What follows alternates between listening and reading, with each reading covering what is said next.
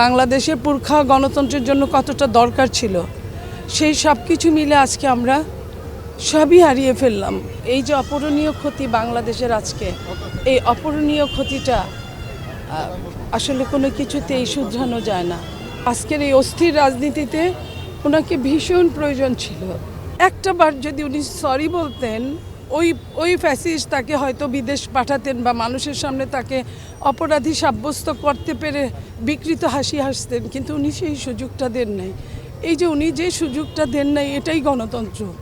এই যে সবাই বলি আমরা 24-এ এই করেছি ওই করেছি, এই যে উনার যে জার্নিটা, এই জার্নিটা বলার অপেক্ষা রাখে না যে এই জার্নিটা বাংলাদেশের জন্য কতটা, বাংলাদেশের এই বাংলাদেশের পুরখা গণতন্ত্রের জন্য কতটা দরকার ছিল, সেই সব কিছু মিলে আজকে আমরা সবই হারিয়ে ফেললাম।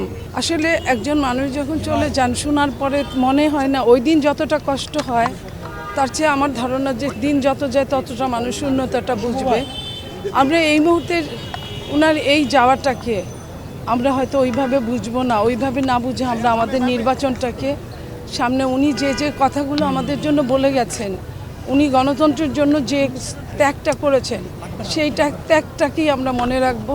সামনে ওনার সমস্ত কিছু নিয়ে ওনার সুযোগ্য সন্তান এসেছেন, নিশ্চয়ই উনি ওইভাবে দেশকে পরিচালনা করবেন, ওর দলকে পরিচালনা করবেন।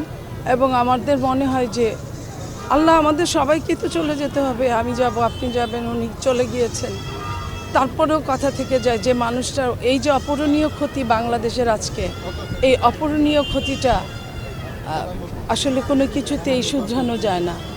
আজকে উনি আমাদের মাঝে নাই।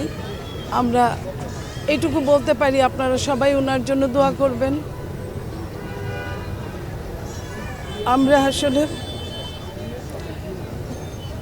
ওনার সাথে অনেকগুলো দিন আমরা আসলে এটা ভুলতে পারছি না যে আমরা কিভাবে সামনের দিনগুলো চলবো। তারপরেও আমরা মনে করি যে কোনো কিছুর জন্য থেমে থাকে না, হয়তো বা থেমে থাকবেও না, কিন্তু ভালো এবং মন্দটা, এই ভালো এবং মন্দটা আজকের এই অস্থির রাজনীতিতে ওনাকে ভীষণ প্রয়োজন ছিল।